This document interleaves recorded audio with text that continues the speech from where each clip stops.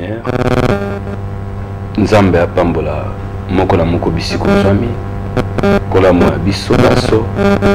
Mama bisikoza, papa bisikoza. Bilenge bisika bozali, ba famille entière bisika boza. Vraiment kolo Yesu apambola bino. Amona bino, asepelisa bino, apesa bino oyo boza nango bosenga. Ngonga malamu, ngonga kitoko ya bokaboli ya sango malamu nkolo Yesu. Nzambe asunga biso apambola bino baso. Émission na biso, Psaume 82 verset 4.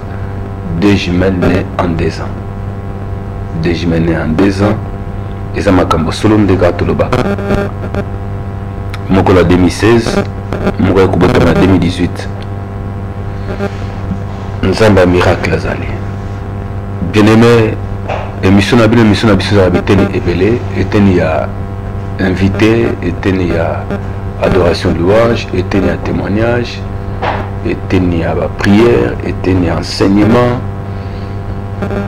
Bien-aimé, nous tokabolaka na 4 émissions. Mais moko aussi tokoya to pesi bana to bandi kaka adoration louange, bana to bandi musuba témoignage ainsi de suite. Lo ba ebele ba benginga, ba ebele penza. Ba pasteur, merci pour la matéa oya le temps de la fin, ya bête. La possibilité de merci.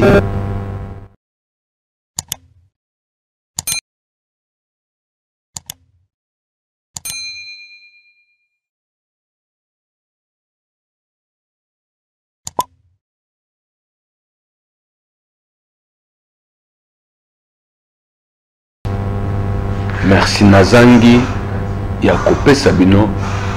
Vraiment, je vous dis, c'est tout le monde entier qui a appelé par rapport à l'enseignement Oyo. Il y a temps de la fin, aspect na Simba qui Apocalypse na Daniel, et surtout dans la bête. Nous les trouvons bien aimés. Moi, je continuer car en enseignement on est athée. Chaque chose en son temps. Ecclésiaste chapitre 3, verset 1. Il y a un temps pour tout, un temps pour toutes choses sous les cieux. Donc, et nous avons en principe, bien aimé, sur côté de YouTube, nous continuer comme on a enseignement wana, to pesa kango, YouTube wana, pasteur Raoul Nsolomouye, au s'abonner na kati bien aimé.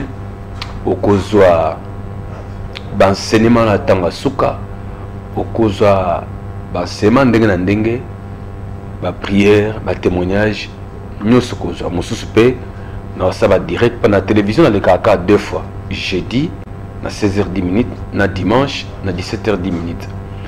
Mais le reste des jours okozwa en direct na YouTube, na Facebook, bien aimé dans les scènes. Yango na sengi bo s'abonner, vous aimer, vous partager, vous commenter, partager au maximum à travers le monde entier que le Yesu a causé le commun.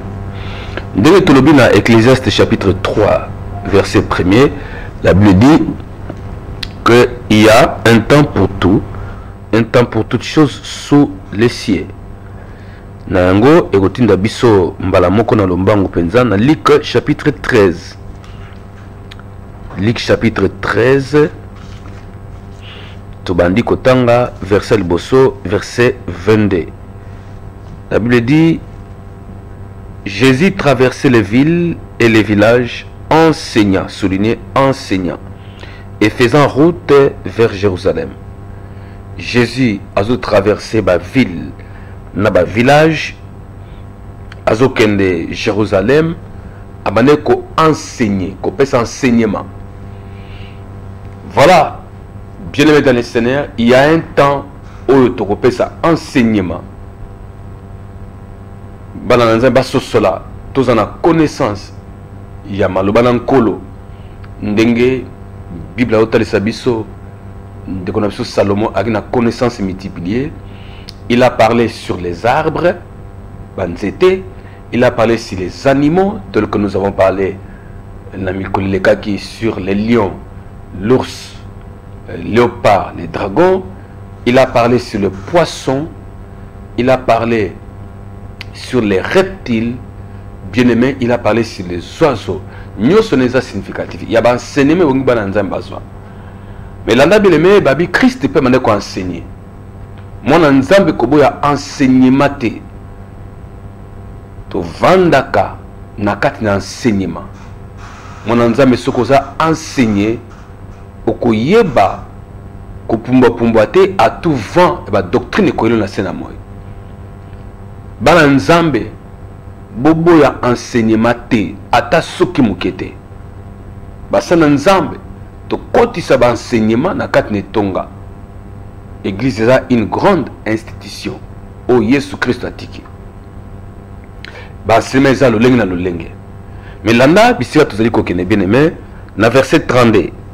Dans la Luc chapitre 13, Totangi, dans Ecclésiaste 3:1, et le connaissons dans on a sénamoy oyo, Tozie Luc 13, verset 22, Bible dit Yesu abandé ko tambola, ba village na ba ville ko enseigner. Et Tosimbi 32 maintenant, chapitre verset 32, Bible dit na bisoboye. Ok, tout maintenant 31. Et Kozala Malam, merci. Ce même jour, quelques pharisiens vinrent lui dire: Va-t'en par d'ici, car Hérode veut te tuer. Il leur répondit: Allez et dites à ces renards, à Bengi Mukonzi renard. C'est là où maintenant tout le bien était. Il faut enseigner à la première Jésus à Bengi Hérode renard. Ce qu'il faut là, la caractéristique ya renard est la kandengenin. Azala kandengenin. Attendre la rendez-vous, le lengue ko vivre, mais lui les a enseignement sur Banyamate, sur Bandekete. Mais là, ce qui est important, bien aimé, à lui, allez et dites à ces renards: voici, je chasse les démons et j'ai fait des guérisons aujourd'hui et demain et le troisième jour, j'aurai fini. Donc, quelque part, disons, Christ a sali séminaire. Christ a sali campagne. Christ a dit boyebi sa renard wana, boyebi sa Hérode wana, kenga lelo na obenga na ba démon, na sala kokama ba guérison, lobipe pe troisième jour na sanini na sukisi. Il a parlé de 3 jours, des événements que oya ko sala. A obenga na démon lelo, c'est-à-dire il utilise la puissance, pas les enseignements, mais la puissance pour chasser les esprits impurs dans Katiabato. Il utilise le pouvoir. Il utilise la force. Parce qu'il faut enseigner. Mais comme dans le stade de mon habité, on continue à enseigner, il faut la chasser les démons. On continue à enseigner, il faut la faire la guérison. Il y a un médecin, attend la médecine. Bien aimé, Christ attend la médecine. Mais lui, je vais guérir. Je vais faire les guérisons. Donc, ce que Batubakoya, dans la maladie, il y a un et Christ a aussi a Kobiki Sabango. Bien aimé dans les Seigneurs.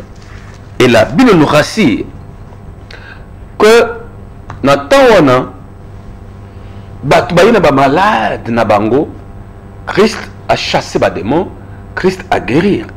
Il y a un temps bien aimé dans les Seigneurs. On ne ko papa, ne ko maman, ou yoki ba mateya, oui, mais tu as des problèmes. Yango tala na ye, to bonde la elongo na yo pendant quelques minutes, bon on va faire le téléphone et na ko yamba appel, na samba la ko na likamunini. Bien aimé, et ça la batterie bazo bika, lelo o makama be na famille na bango. Na foyer, na ndako libala, makamungo bezo simbate. Mais Christ, il a appris quoi enseigner. Habiter 3 jours, il faut faire la caminenne. Il y a un autre lobby. Dans le cadre d'enseignement, tu peux ça sur la bête.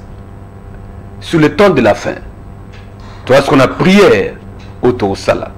Tu bandango lundi le 14. Le 14 till le 20 février. Tu as lundi le 14 till dimanche le 20 février. Et ça, Jéricho. Dans Jéricho, on a topé ce renseignement.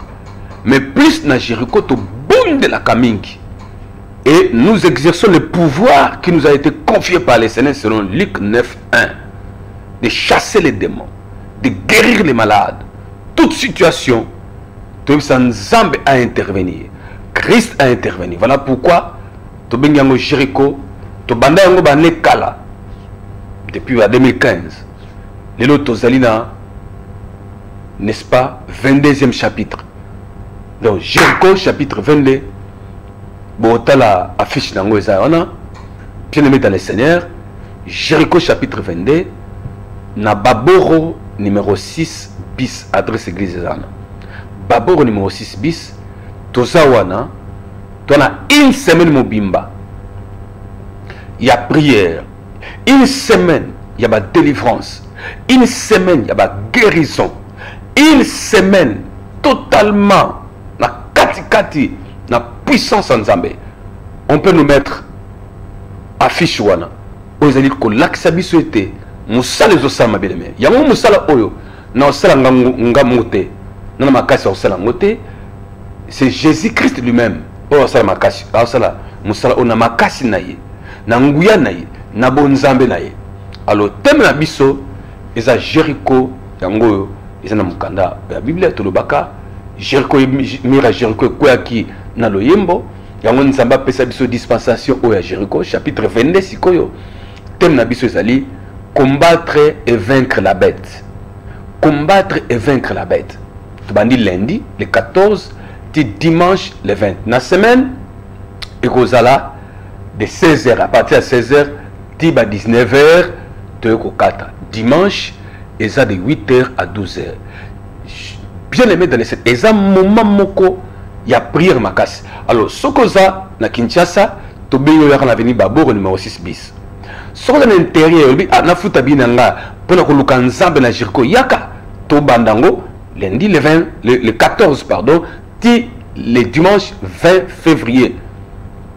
Ce que dans l'ibanda mboka, au niveau landa milulu au bien aimé, on s'est connecté na chaîne nanga YouTube, on se connecte na Facebook, na YouTube, on aime, on commente, on partage partout dans le monde, bien tout ça connecté.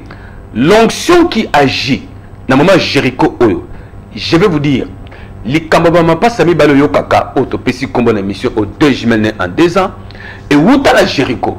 Wana tobandi Jéricho 1, Jéricho 2, Jéricho 3, Jéricho 4, Jéricho 5, Jéricho 6, Jéricho 7, chapitre 7. Dans chapitre 7, nous avons vu et que pour la première fois dans le monde, moi, ça m'a passé les gargas 2 ans. Oui, bien aimé. Et c'est un moment très très important. Na yebini nzamba sala kangana Jéricho. Oui, à sala kamikolonios, kolazolokum. Mais assez souvent, na ba programme nazo pesa bana nzambe tant bazo répondre nango, nzamba bazo visiter bana nzambe belé. Ndakisa Jéricho, bien aimé, tout ça, 22e chapitre, et dans 2022, donc c'est le premier chapitre, il y a année Oyo, 2022. Il y a bien aimé na bonde lio, yom to landanga, ozana libanda mboka, na bonde lio, zala connecté na biso par YouTube, par Facebook. Landa biso bien aimé, le Seigneur ne manquera pas de faire quelque chose. Je t'assure. Nzamba kosala quelque chose pour nayo. Voilà pourquoi Tolobi ezala batu oyo bazo vivre makamabe na ma famille na bango. Yanda qui s'en appelle cet exemple dans Tolobi combattre et vaincre la bête. Olota bandoto ozobunda ba nyama minene mais na bomoto boye ba gagner yo asalo mabe bien aimé dans le Seigneur ndebitumba o tozali koya poso mobimba oyo kobunda na bête topesa tokota mwa musindo nango tango kolanda biso pendant service musala oyo kosala bien aimé nzambe azobenga yo tikana makambo sala kananu tikana pembele Christ enseignaki tout un verset 22 Luc 13 22 mais tango comme na 32 à mon avis non na continuer enseignement te nasala siko musala mususu po ete sunga peuple na nzambe et nandimi tata nandimi mama nandimi lenge nzambe oyo kotia matambe na baboro numéro 6 bis l'église peuple nzambe ko décevoir yote il y a quelque chose qui va faire. Christ a lobby. Bon, on a vu ça, renard ou un Hérode. Ngai na osala, na benga ba démon. Na guérir bat. Ou bien aimé, nga na osala ngolo sauter. Yesu kati nanga, nda kosala makambwana. J'ai la foi. La Bible déclare, il faut les langages spirituels aux choses spirituelles. 1 Corinthiens 2, verset 13. 1 Corinthiens chapitre 2, verset 13. Il faut un langage spirituel aux choses spirituelles. Parce que combat où tu livré, bataille où tu livré contre la bête, ezali spirituel. Bien aimé, ezali makambo simbate, aucun n'a pas médecin simbate. Au moment qui s'endé na ndenge et simbate. Il y a des choses aux banda na vie na yo. Au bandi malamu, au matière moko pas au bambani, sont des choses spirituelles. Bien aimé dans les scènes, nazo bonde la papa moko. Nazo bonde le bisikoza, s'abonner na chaîne na YouTube. Alléluia. S'abonner na chaîne na YouTube. Bien aimé, na salo sambo, d'une manière générale, bongo, na semaine on la téléphone dans quelques minutes. Seigneur Père éternel Dieu tout-puissant. Toi qui agis de loin tout comme de près. Papa na bonde, les la batterie va souffrir nzambe nanga. Va souffrir. Que le comitango ndenge Jésus-Christ na Luc 13 verset 32. Celui qui a verset 22 d'abord, abandi ko enseigner bateau. Mais tant comme la 32 à couper na bateau, fou la bateau, mais non, il fera ça à la séminaire, il fera ça à la campagne. Il a chassé les démons. Il a opéré des miracles. Il a opéré des guérisons. Oh Seigneur, de comment maman Zolanda dans la tango, on a problème pas qu'à les os simbate. De quoi papa moi Zolanda dans la tango, on a problème pas qu'à les os simbate. Mais mon Jésus-Christ de Nazareth, celui qui nous enseigne, c'est lui-même qui opère les miracles. C'est lui-même qui opère les guérisons. De quoi Zolanda dans la tango nzam? Wa zuluka maloba ngai. Azwa guérison dans les cambo ya santé zanango. Ceux qui myome, ceux qui appendicite, ceux qui hernie, ceux qui sida, ceux qui coronavirus, ceux qui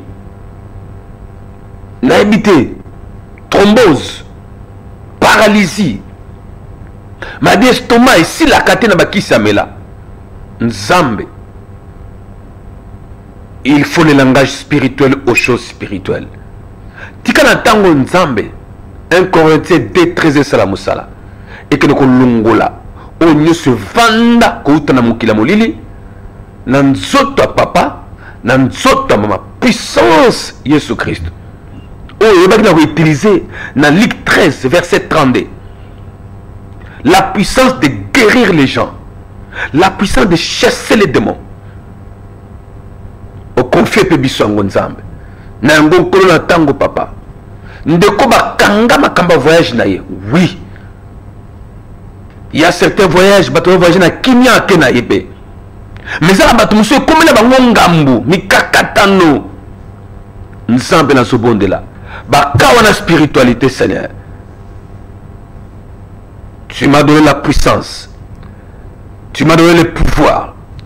Tu m'as donné l'autorité de chasser les esprits impies, de guérir les malades, d'opérer les miracles. Car tu as dit, celui qui croit en moi opérera de grands miracles que ce que j'ai opéré. Seigneur, je crois à cette parole. Je crois à cette parole. Maintenant, je suis en train de parler. Maintenant, je suis en train de prier pour une femme, pour un homme, pour une famille qui ne trouve jamais du boulot. Oh Seigneur, qui n'a pas la paix du cœur. De temps en temps, azalaba ndoto moko azobunda na batu. Balonga akaye. Sur l'autre ndoto yango lobi mabeye. Nzambe, langage spirituel aux choses spirituelles. 1 Corinthiens 2, 13.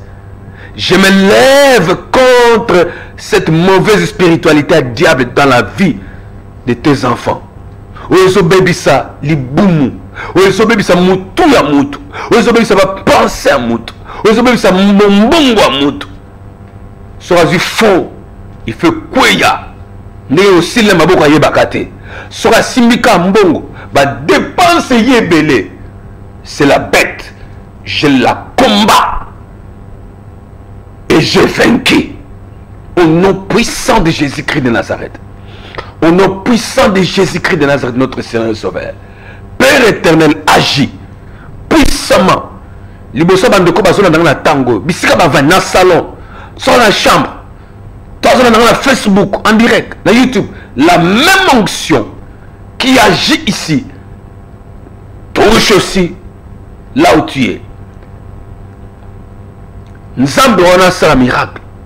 Na pelepe la musika a Kangola ce qui ba kanga na ba chaîne na ba singa na kati ba singa na buki ba chaîne bima na kati nango dans le nom puissant de Jésus-Christ de Nazareth. Zeme sopanaka yambala oyo eko sopanate eko bimate au nom puissant de Jésus-Christ de Nazareth, notre Seigneur et Sauveur. Ce que ba dépense inutile au surtout ka botina ka $100 $50 mbongo ezate oni koloba o nini okotelingai cet esprit là ko bandalelo na bimisi na ba calcul na yo na bimisi na famille na yo na bimisi na musa na yo au nom de Jésus-Christ de Nazareth. Oh nzamba lola yo o limisaka ba miom yo o limisaka makama bena nzoto ya bato maladie ba imposa nzambe lelo. S'il faut que certaines maladies disparaissent, élis-moi totalement. Ndekotika la libre pour l'ennemi de Batonga, à l'ennemi de Kisi, après si mettre mon belé, mais rien ne change. Seigneur, je te connais comment toi tu opères les miracles, de près tout comme de loin. Yo on zambelanga, aussi ça coronavirus dans une famille, moi au Congo, la famille au Canada, 6 personnes, après la prière, du coup, bika bangono son zambe. Tu es le même hier, aujourd'hui et éternellement, Jésus-Christ de Nazareth, notre Seigneur et Sauveur. Agis papa, agis puissamment. Nkolanga sala kokama, sala minene. Nandeko bazolanda na tango nzamba, pas bénéficier grâce au tchikata moto na yo, au tchikata instrument inutile, serviteur inutile, Luc 17:10. Nzambe nga mutu pamba, yo sala musala na yo. Na bandeko bazolanda ngai. Yes, à travers le monde, la puissance de Dieu. La Bible dit, Jérémie 23, verset 23, Ozalaka Nzambe pelete na musika pozara posalaka. Agis puissamment. Et surtout, pendant Jéricho, au nom de Christ Jésus, notre Seigneur Sauveur. Amen. Bien, on a fait le téléphone. Tout ce qui m'a mbangu mingi, parce que il était les cambo à télévision, et ça a mingi, ngonga.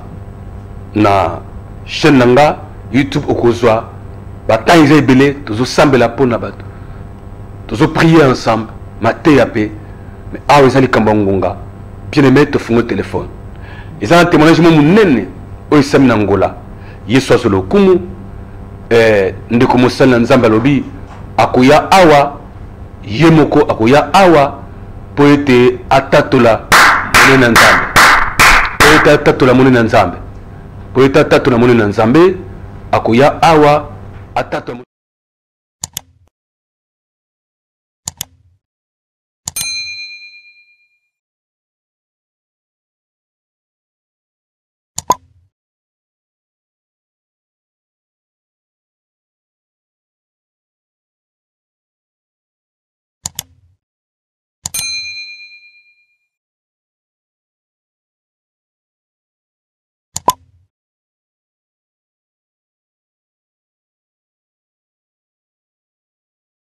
Avec les CDR.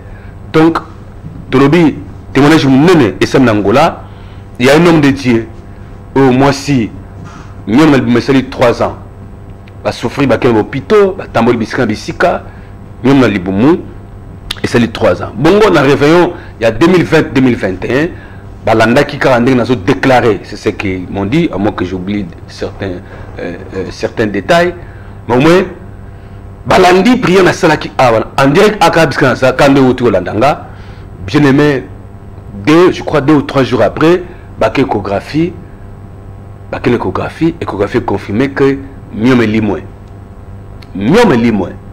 alors mon sel nzamba lobité azela bazela 1 mois mieux mes athées. 2 mois, mieux mes athées. 3 mois, 6 mois, mieux mes athées. Une année, Aouti Kobenganga Awa, je crois fin janvier, début février. Oui, si je me rappelle bien. Aouti Benganga, avec pasteur, Nzamba Sala Bikama Kat Nabiso, Yango le loto Simba Mito Tatola. Nini papa, Nabetili Solo, Moussa Nzambe, Alléluia, Nakumisi Nzambe. Abiye Moko, Azoa Congo Awa, pour la Tatola. Tu les rappelles à la télévision à Tatola. Bien aimé, Nzamba Zolokom, Talamium, na Katkat, il y a moi si, il y a Moussa Nzambe, 3 ans, mais après prier quand la télévision de Golandi, mieux me limoué. Oh, Yeso Zolokom, Benga, entre temps, tu allez Kobeta Sete, dans Jéricho chapitre 22. Jéricho chapitre 22, oh, Tozo Sala, Kobanda, lundi le 14, bien aimé dans le Seigneur, dimanche le 20. Voilà. Yangwana, combattre et vaincre la bête. Benga biso, tu fous le téléphone na biso. Benga biso, tu semble la pona, pourquoi pas. Et c'est ça parce que Christ, c'est ce qu'il a fait, n'est-ce pas? À Saliango, oui, bien aimé dans le Seigneur. Oui, allô? Allô? Oui, bonjour, Benga. Allô? Oui, shalom papa. Shalom maman, Benga Kombonani. Angola, comment Angai, Marti. Oui, précisément Angola Wapi, dans la province de la capitale. Il faut faire sa précision. Rwanda. Ok, maman Lodini. Naza posa bonzo ya pona mwana na mokulu ona na mikolo na ndaku te. Azan Ajini. Ya naza posa Azama 19. Ok, merci.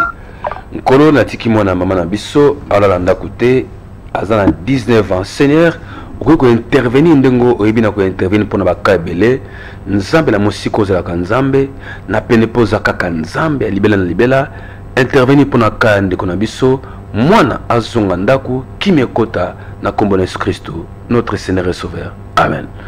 Bien croix zana kondima ke kono Yesu oyo enseignaka et n'est-ce pas à Kangolaka zana foi que il commence déjà à faire quelque chose. Oui. D'accord. Oui, allô? Alors,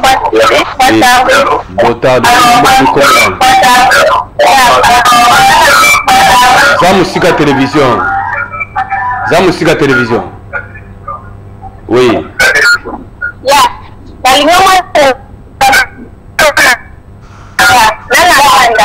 Oui, le bini.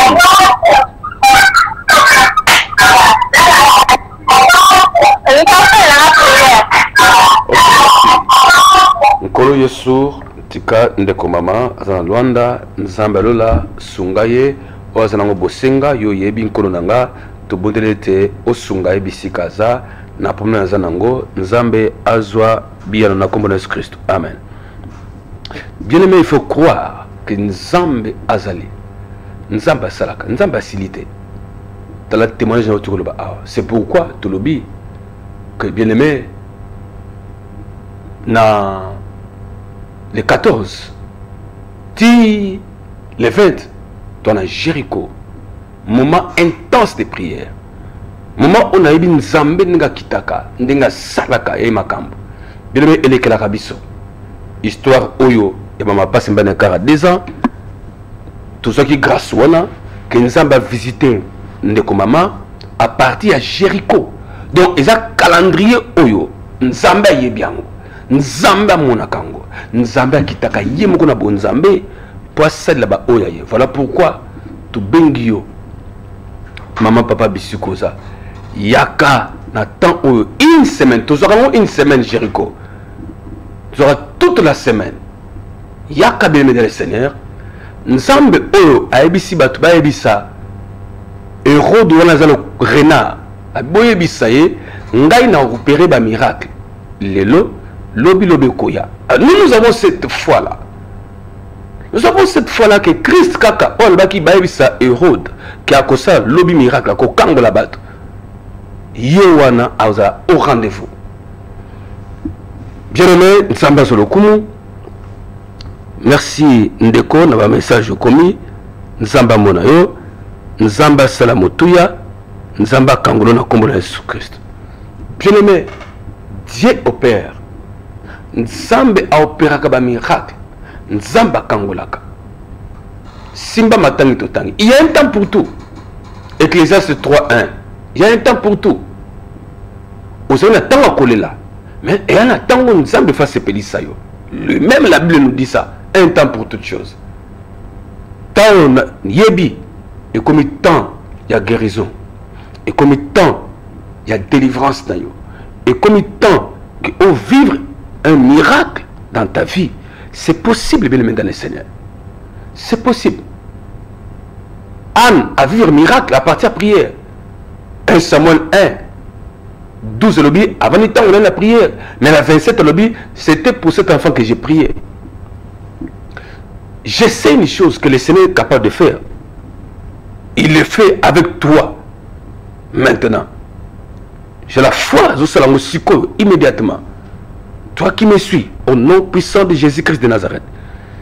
Bien-aimé, benga na normal, benga na 965, parce que là, nous sommes à 815, Angola, na 4 parce que benga de 099 direct awa, nous sommes en ligne, na WhatsApp, nous bengi 081. Bien-aimé dans le Seigneur, je connais les dieux tout-puissants. Il y a un peu seulement verset 22. Mais dans le verset 23, il y a une opération miracle. Opération de délivrance. La maladie est minganga. Lemba na kinango. Mais il a opéré miracle. Bien-aimé, Nzamba Zanzambe. Voilà donc, tu veux mobiliser Bisso. Ndeko tobonde lipeyo, papa maman, ozana mboka Angola, ba numéro angwana, obengi ndeko, ba numéro wana obengi bango, opamboli musala, émission aussi, surtout bien, mais si vous pambolité, on sera obligé d'arrêter, franchement. Mais tant que vous pambola, musala est malam.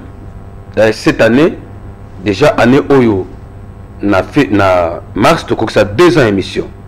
Bien aimé, émission ils sunga bananza bebele. Je crois que vous sunga peyo et sunga peyo et continuer ko sunga yo. Contribuer aux na Congo, aux Libanda Congo pour être émission au bana continuer. Tala lolenge ya couple na biso basa na Nzambe. Par la prière on a salé kaka na plateau ou la télévision. Bango kuna ba vivre miracle. Mieux me oumele ça 3 ans et limoué. Ce qui n'a le cas quitté, na leki, babiki le boko nanzambe. Et dès la équipe ya mutumu babiki le boko nanzambe siko. Oh yeso sur le kum. Bien aimé, yeso sur le kum. Oui allô? Allô? Oui bonjour, bengo abiko. La pesa Rwanda, ngata. Zamu sika télévision.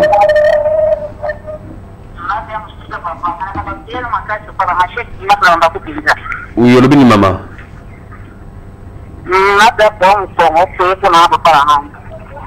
Ah, Nzambe sunga mama Alpha dans le domaine de Congo. Oyo vraiment abika loboko na yo na kombo na Jésus Christ. Amen.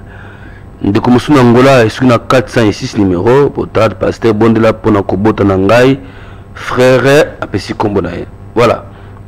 Nzambe a sunga ndeko nanga au numéro de 406 na Luanda na Angola donc Nzambe amona yo Nzambe vraiment a sepelisa yo kobota oza kobota soki Nzambe o asali miracle na couple ya basali na Nzambe na Angola na yebi bangote na tika mona bangote mais na sambeli kaka bisika na za oyo même libre na liboma mwasi na 3 ans et 3 ans mais même libre na liboma mwasi na donc nous sommes capables nous landanga on a pris un kubota yamba bana au nom puissant de Jésus-Christ de Nazareth yamba mabota au nom de Jésus-Christ de Nazareth liba le panzanate kufate pona kozanga mabota Christ lelo oh j'ai la foi à pesibino talande ko oyo inane mo bimba babumbela nga témoignage na yebate inane mo bimba babumba azo ya Congo alobi pasteur nazo ya Congo ngamuko nazo na église na témoigner papa et na kosenga na to le capitaine la télévision to mona yepe bien aimé makambo na nzambe basa na ngoli sekité zana confiance en nzambe na Luc 13 32 oh période ba miracle il est capable de le faire aussi avec toi quel que soit pays où yozali. Oui allô. Allô papa. Allô bonjour benga kombo nani. Na bengi na Angola. Kola mama kasi s'il vous plaît. Na bengi na Angola kombo na sœur Niclette. Oui, Angola précisément wapi? Province capitale. Na province. Province nini? Lubango. OK maman, alobili mama. Ah papa o soutenir nga makasi na ba prière. Oui. Pona kobota na ba bitumbe zo komela ngai okosa lelo côté mais ba koseli oka makama. Voilà. Et puis na obondela pona aussi koyo mais na osenga boss s'abonner na chaîne na ngai. Chaîne YouTube. So tant na en direct na chaîne na YouTube, boss s'abonner, bo partager et aux amalam. Il y a des temps à la télévision, tu auras 2 jours, jeudi na dimanche. Mais la chaîne on a chaque jour. Boss s'abonner. Merci. Nzambe na boni pour maman na Lubango. Nkolo na ngai ataseli kamte ba kosela kaye. Ça peut être un problème spirituel aussi. Makamba kobota to misolo nzambe na bondelo papa sala quelque chose pour na ser na nga na Lubango. Abika loboko na kombo na Jésus-Christ de Nazareth. Amen. Bien aimé na sengi na bato ebele. Na bino nyonso boza kolanda nga na tango bien aimé. Bo s'abonner na chaîne na ngai. YouTube chaîne YouTube, vous s'abonner la chaîne YouTube, s'abonner, partager, nous sommes dans les autres défilés, s'abonner, partager. Nzambe akotika ote. Oui allô. Allô papa, bonsoir. Bonsoir bien na mboka nini kombo nani? Nga sœur Ida na bengi na Luanda, na zaptisima na Luanda papa. Olobini mama. Na lobi papa. Obondela pona ngapai nazomona ba miracle zo sama nzana na bino naza poma mabota libala zo kena kokufa papa na ngai obondela pona ngai yo na mobali na aussi bo sala ba examen bakangana na défaut na nzoto pai ba sala to sala ba examen ba lobe loko te na sala izala ba message ba loko te mobali pe loko te bo sala combien d'années bo botate 12 ans papa Benganga ba 20h hein benga 20h to solo là merci ah Yesu baka boye siko Yesu a intervenir te Nzambe a intervenir te non a intervenir na Luc 12 32 a ko intervenir pe na mama na papa na kombo na Jésus-Christ. Allô allô bonjour comment bengi wa dans musique télévision. Oui. Allô? Comment le bengi wa? Na bengi na. Oh bakati yawa. Ndeko benga sungo benga ndire benga na 09 ko. Allô, na bengi na papa. Yo lobini. Allô? Na bengi na papa ko sunga na prière bena naza musala na masala munene mais tant suna mati na koya kaka. Est-ce que koya kaka mona mandoto? Osala musala. Osala musani. Natika abantu bavya turo nitoka. Opesa la dîme. Na pesa la dîme. OK. Il faut opesa la dîme.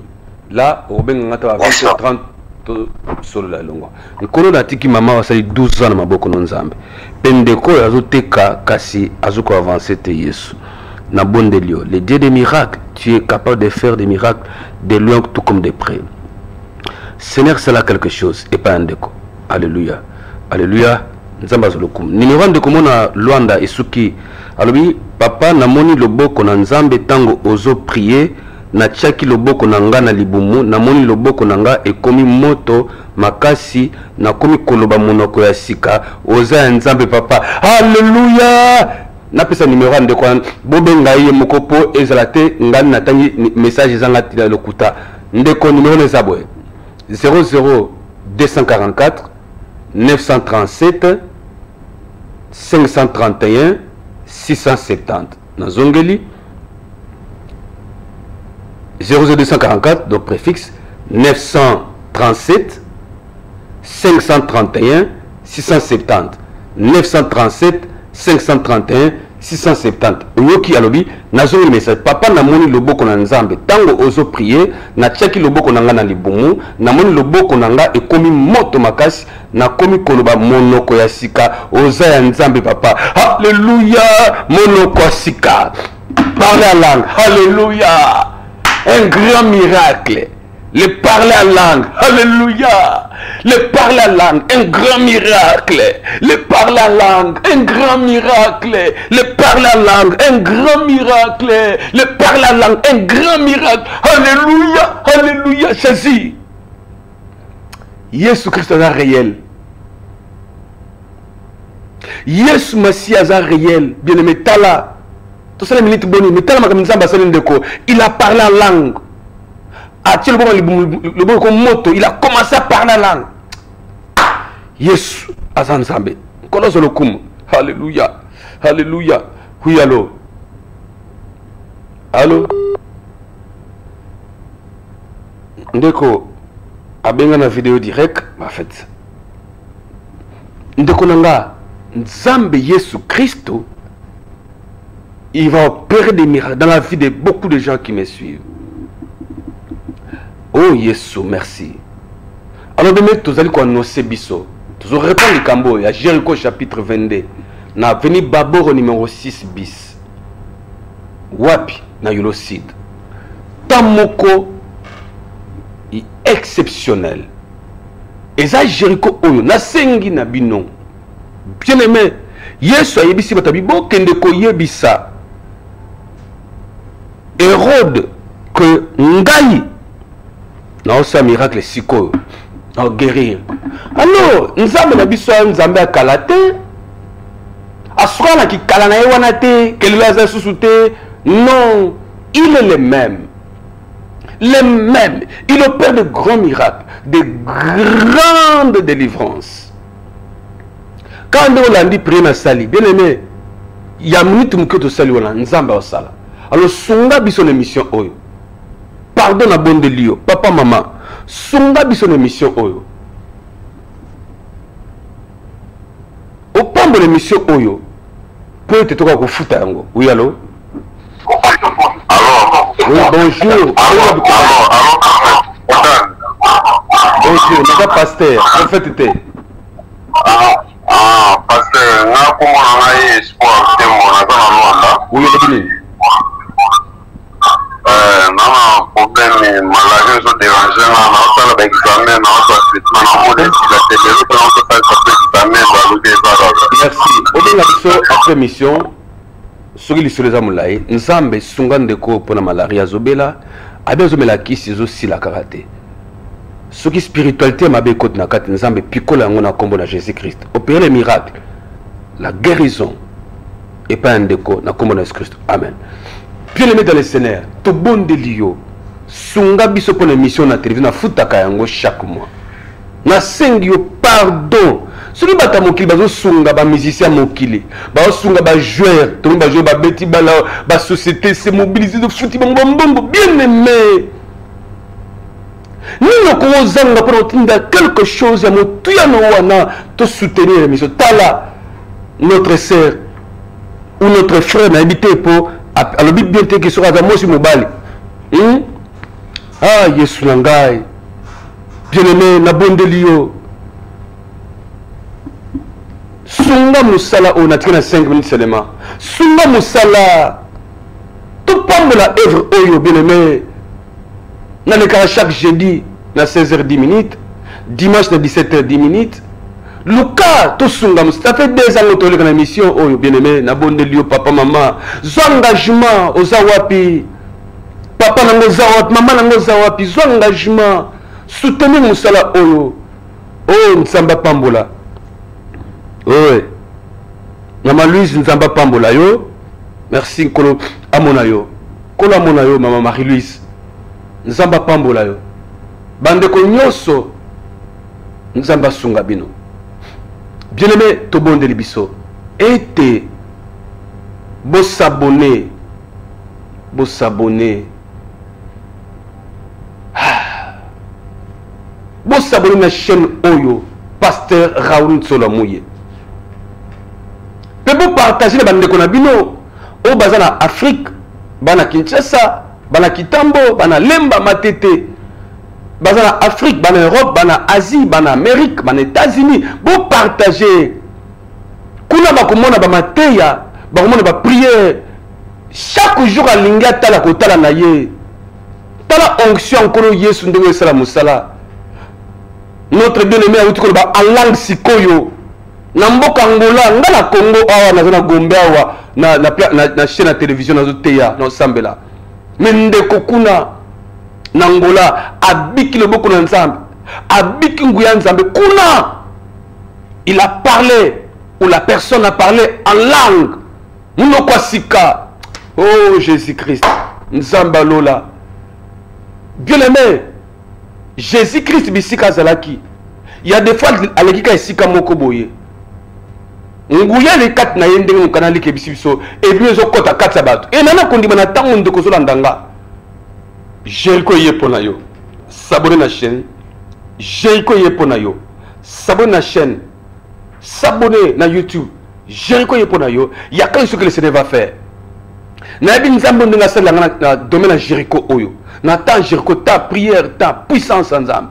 Ba ma passe mi balé au babota na kara 2 ans. Ba wuta na partie à Jericho deuxième li passe à wuta na Jericho chapitre 7 le 24 février 2018. C'est pourquoi quand on compte en mois février ngai na mona ensemble lolenge mususu. Et tant que comme la date on le 24 février 2000 donc en fait chaque 24 février pardon. Na ko kan tutu ngabi nzambe eloko ni sala po nango sala likambo. On sala tina sena moy oyo. Bien-aimé, je crois fermement que nous sommes au là yo. Na sengli sungi pour une émission chaque jeudi tous les 16h10 chaque dimanche à 17h10. Na sengli sungi a misolo beleme pour na ko futa espace na futa kango. Nzambe azolokumu bien-aimé dans le Seigneur. Tu as témoignage à Maman Cortina, mais toujours bon sango bien pour tout tiango. Je vais prochainement et qu'on s'engage Maman Oyo, ba beti flesh tanga osuka ba sanito bilamba, mais nkolo Yesu. Amérique cité, le sambo kangolier. Je crois prochainement toko tiango. Bien aimé, ça na foi. Jésus-Christ